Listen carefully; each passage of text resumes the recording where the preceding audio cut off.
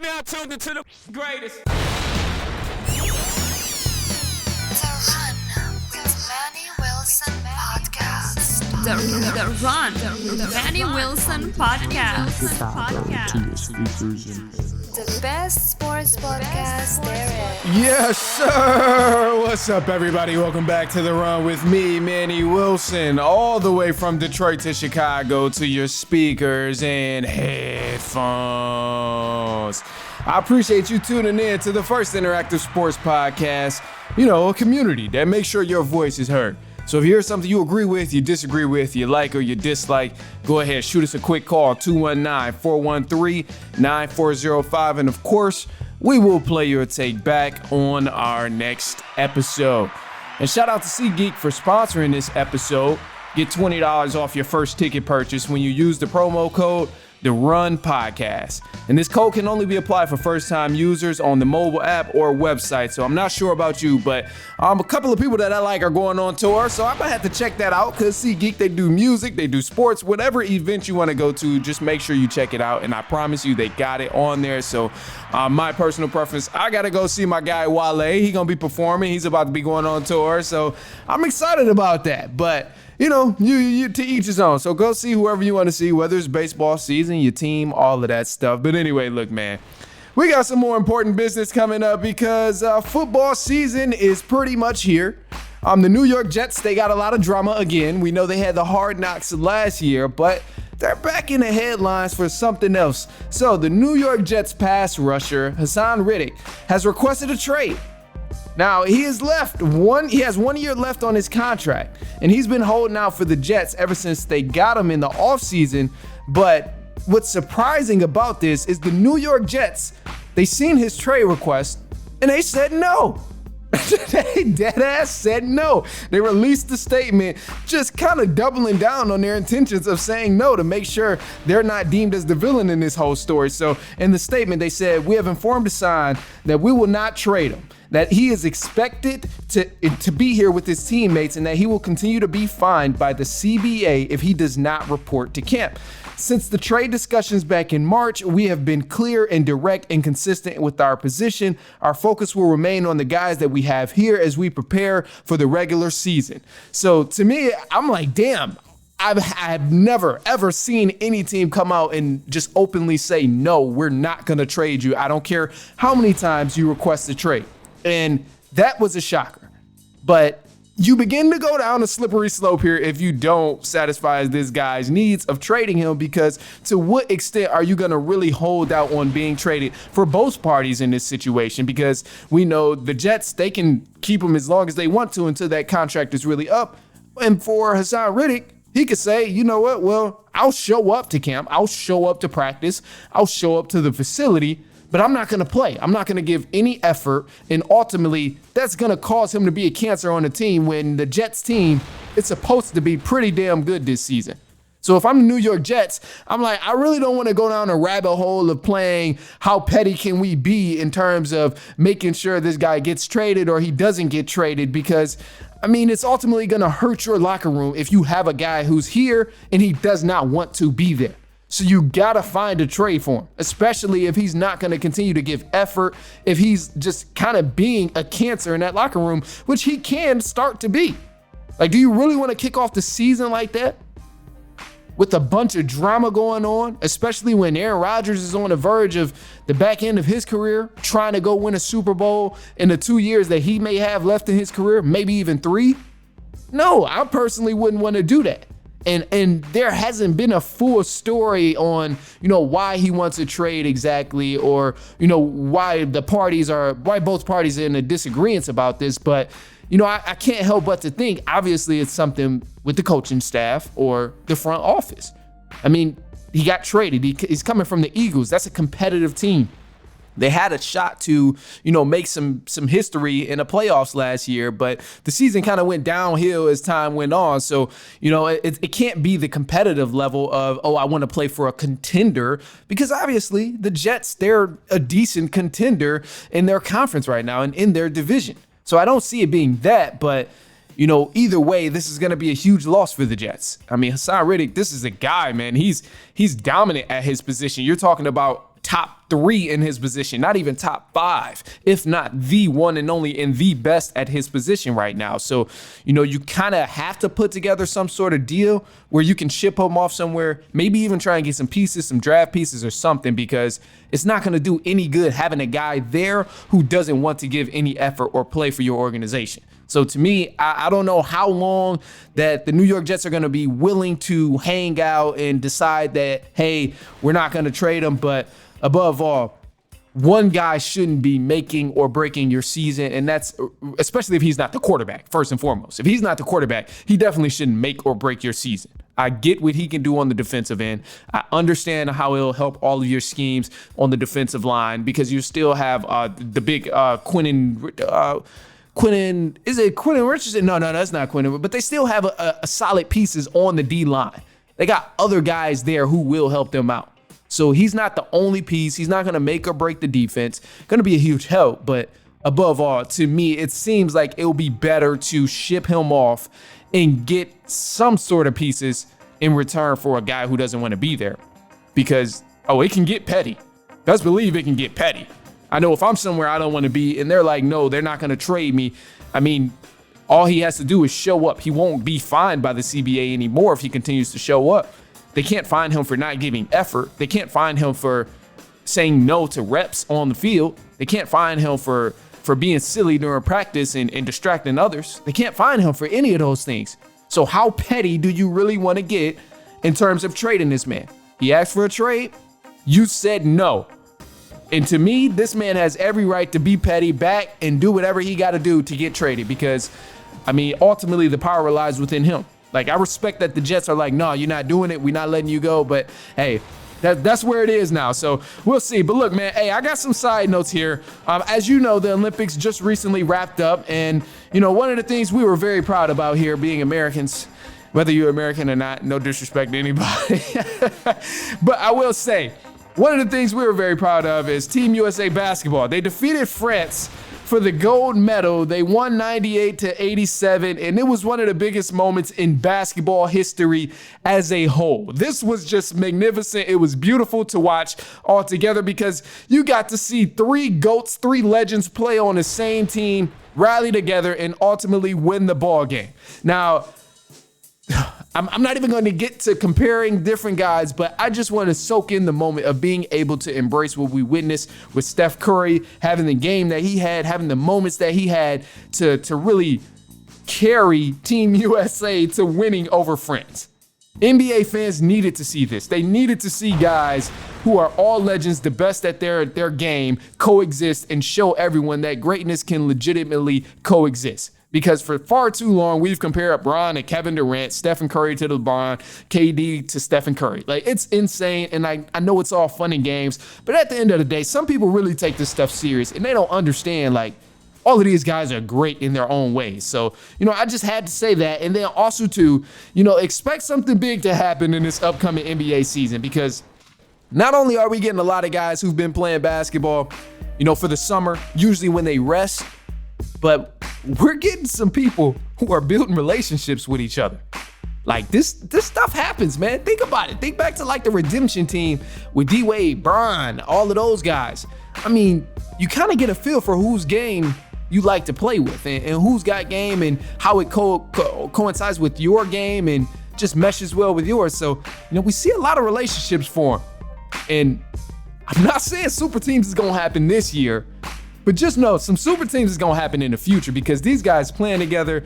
You see KD, Devin Booker are already teammates, but Bam Adebayo playing with Anthony Edwards, he get a feel for the game. Anthony Davis playing with Devin Booker, get a feel for his game. And it's like, down the line is the LeBron and Kevin Durant and Steph Curry's begin to retire.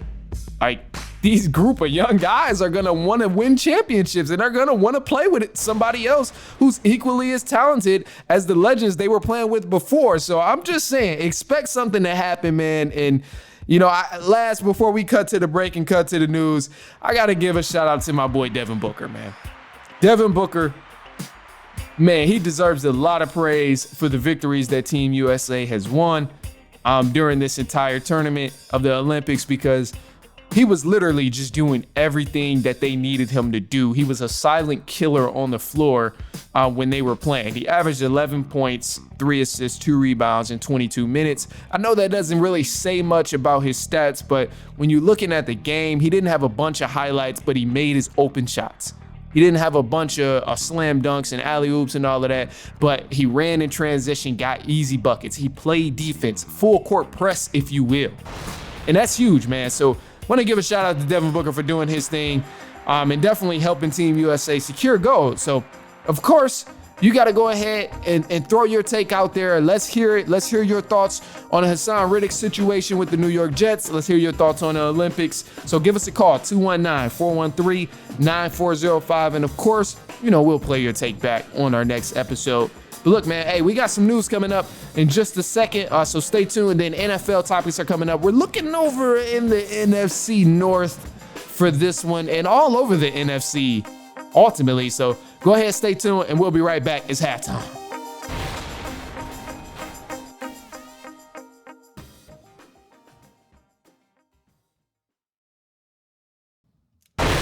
All right, and let's get into the news for the run. So starting off with the MLB, as we know, the playoffs are right around the corner.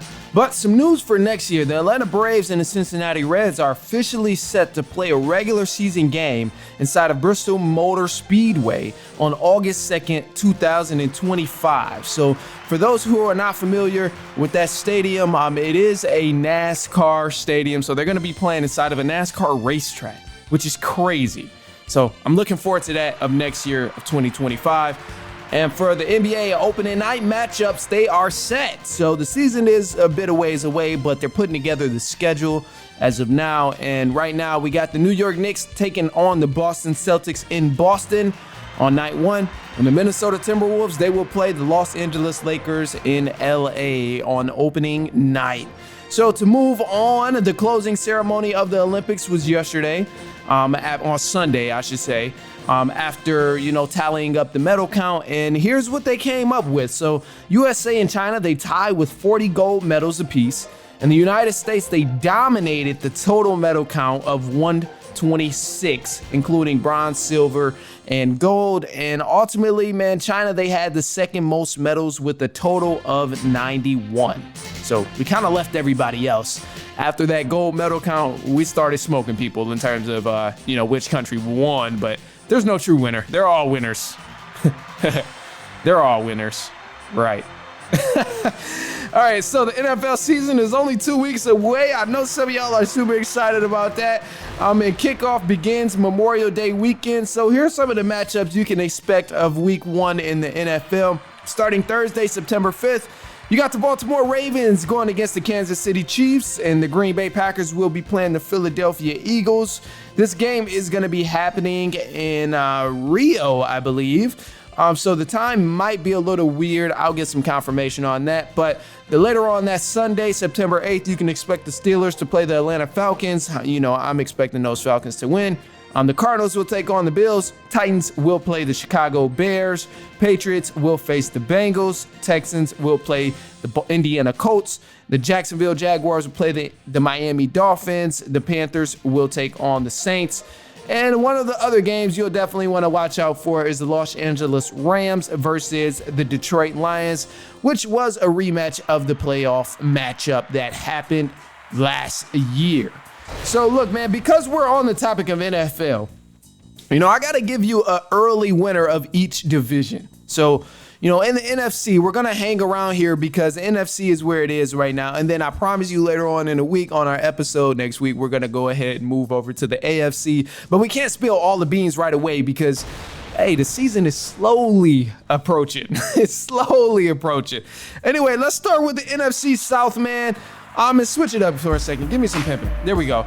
All right, cool. So the Atlanta Falcons, they are going to win the NFC South. I hate to break the news to you if you're not already understanding who's going to win the NFC South, but it's going to be the Atlanta Falcons. And I say the Falcons are going to win the division because they've had a lot of pieces for a minute now. And the only thing they've been missing was a legitimate quarterback. I mean, they had 2 quarterbacks now in terms of Penix Jr., and now we have Kirk Cousins, but you'll actually see the utilization of the weapons they have in Drake London, Kyle Pitts, and all the other guys that's on this roster. Because when you look at everybody else in this division, the only other team you really got to worry about is the Tampa Bay Buccaneers. Outside of the Buccaneers, you don't really have to see that many threats in this division of the NFC South, because now that, they got Baker Mayfield and they're trying to figure out if Baker Mayfield is 100% legit or not.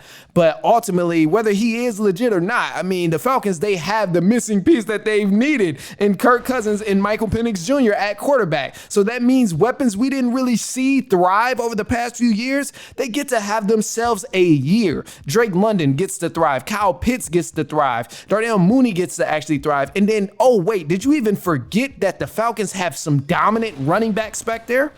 Because those have been the guys who's been really carrying the offense over the past few years. You've been seeing Bijan Robinson and Tyler Algier. Those boys have been balling, but now you can mix it up a little bit. So not only do you have to hand the football off, and not only can you hand the football off, but you can also throw the football, and you have a quarterback who can throw the ball more than 35 yards. Who can throw the ball more than 35 yards accurately. So easily for this division of the NFC South, I'm going with the Atlanta Falcons to go ahead and win, man. I think right now where they are, all the pieces are finally going to connect. They finally have weapons with a quarterback who can get them the ball in open space and make something happen. So there's some high hopes for the Atlanta Falcons in terms of winning the NFC South. But above all, they are the team to watch in that division. Now, let's move on to another division. Because this division, man, it's close in this division right here. And honestly, it's going to be a toss-up in the NFC North. The Lions, they're kind of expected to win the NFC North. A lot of you all voted on the poll on our story that the Lions were going to win the NFC North. And I want to tell you right now, that very much can happen, but the NFC North is going to be a toss-up regardless of how you look at it between the Bears, the Lions, and the Green Bay Packers, because I know on paper and statistically the Lions look like they are the best team there. However, you have to consider who the Bears have on that roster, and you have to consider who the Packers have on that roster and who the Packers have at quarterback. Because this was a guy who debuted in his first season of the NFL, took his team almost to the conference championship game. If it wasn't for Christian McCaffrey and the 49ers, we could have seen another rematch of the Detroit Lions and the Green Bay Packers from the regular season. And oh yeah, before you get too excited about, the Lions winning the NFC North, don't forget the Green Bay Packers did smack up the Lions again on Thanksgiving Day. And the Chicago Bears, I know they lost to the Lions last year, but they didn't really have as many weapons as they have now. And don't forget, because the Chicago Bears were leading the Detroit Lions all game when they played in Detroit last year. So you got to consider certain things. And I know it was a very sweet season last year for the Lions, and it didn't end the way many people wanted it to. But hey, man, you cannot overlook the Chicago Bears and the Green Bay Packers in this division, because those guys are hungry. They haven't had success in a long time either. The Packers really haven't done anything since Aaron Rodgers. They had a couple of appearances to the conference game when Aaron Rodgers was there. But the Bears, they've been bad for a long time. Bears been bad for a long time. So you got to understand, they're coming hungry, and I think the NFC North is going to truly be a toss-up between the Bears, the Lions, and the Green Bay Packers. The Vikings just recently lost their quarterback. J.J. McCarthy suffered an injury, and he may come back, but either way, I don't think the Vikings are ready to really thrive. I do feel bad for Justin Jefferson, but oh man, that's tough. Anyway, look, so that's going to be a toss-up, but if I had to put money on any team, I think I'm going to go with the Green Bay Packers. I don't know. I don't have a team I'm going to choose yet. I'm going to wait for the NFC North. I'm going to wait on that one. All right, look, man. So two more, a couple different conferences, two more. One of them is easy to choose from, but I'll save that for last. So we got the NFC West, the 49ers, Rams, Seahawks, Cardinals. And in this conference here, or in this division, I will say the 49ers will easily win the NFC West. And I say easily because the biggest challenge they're going to have to face is with the LA Rams. And while you can't sleep on the Rams because they got some guys over there who can make plays, and they got a great quarterback in Stafford, great receiver combination in Cooper Kupp, and then Puka Kanoa, oh my gosh, they got some nice guys over there. So you can't sleep on them, and ultimately divisional play is always going to be tough. But I think the 49ers, they have something that the Rams are just not there with. And obviously both teams have weapons, but the 49ers have a lot of chemistry on their side in terms of, pulling through and winning these ball games. They kept the same roster for some time now, and I'm expecting Deebo Samuel to come out and do the type of things that Deebo Samuel does. We'll see what Brock Purdy does in his second year of really trying to make some things happen, and now the league is going to adjust to what they seen last year. That will be interesting. Just comparing these two teams, it's going to be a battle. So I don't want to say 49ers are easily going to win, but if I had to put money on it, I think I would trust the 49ers to go ahead and win this division here. But you can't sleep on the Rams because that's a veteran quarterback in Matthew Stafford. Cooper Kupp, veteran receiver as well, and Puka Kanoa. He's a young rising star that's going to go out there in LA and really give it his all every single time he's on the field. So that one's going to be a toss-up between those two teams, but above all, I'm going with the 49ers to win that division there. And then last, but certainly not least, actually it is least, because this is probably the weakest division in the conference of the NFC, the NFC East. Usually we don't say they're the weakest division, but out of everybody happening, everybody in the NFC right now, this team is definitely garbage. And this division is definitely kind of washed. So only team here to worry about is the Philadelphia Eagles. Cowboys, they're a joke.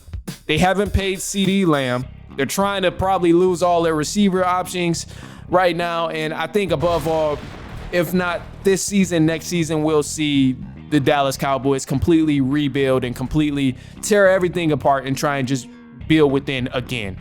Because it's a joke, bro. They've been a joke all offseason.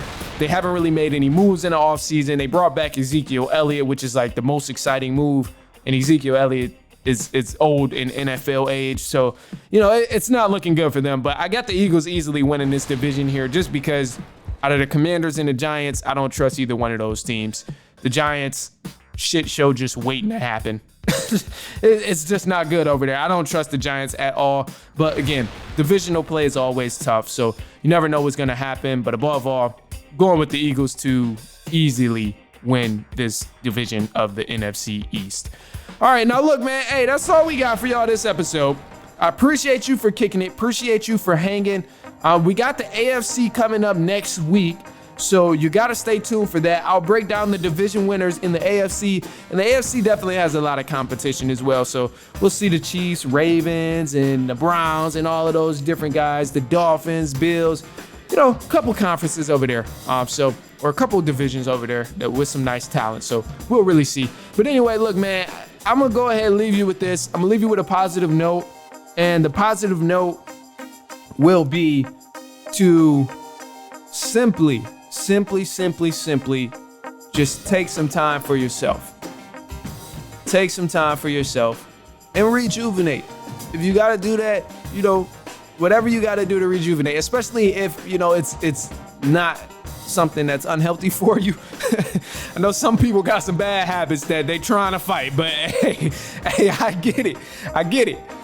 I understand. But if it, you got to rejuvenate somehow, some way, and whatever way is comfortable for you, you should definitely feel okay with doing that, and make sure you genuinely set the time aside for yourself to feel better and just kind of reset your mindset and reset your body, reset your energy within, because it's important. How can you be great in this world if you struggling and fighting demons inside, man? You got to settle that within. How can you help others out and be a positive inspiration or a positive influence on others if you ain't even right within yourself? So, you got to start the work within, and then eventually it'll be all right. And that's a whole nother subject that I'm about to get on, but I caught myself, so I'm not doing it. All right, look, man, hey, other than that, hey, of course, I appreciate you for tuning in, and we're going to probably have more talks like that on the Patreon. It'll be surrounding sports topics, but maybe bigger picture type of sports things. But again, like I said, stay tuned on the Patreon, because we're definitely going to come up with some stuff on the Patreon there. So you can check us out over there. Other than that, though, send this to a cousin, a brother, an aunt, an uncle, a niece, a nephew, coworker, sister, father, uncle, niece, neighbor, anyone you know who will enjoy sports, especially if I talked about their team, and especially if I disrespected their team. You gotta just be a troll for a second. Just have fun. Send this to them. Anyway, look, man, other than that, that's all I got for y'all. I appreciate you for tuning in, and we will be back later on next week, and so on and so on and so on.